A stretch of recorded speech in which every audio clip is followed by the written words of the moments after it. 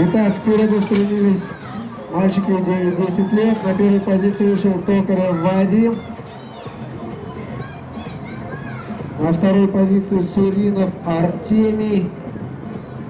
И борьба Шагарцов Дмитрий атакует, вырывается на вторую позицию и готовит атаку. Получится ли у него?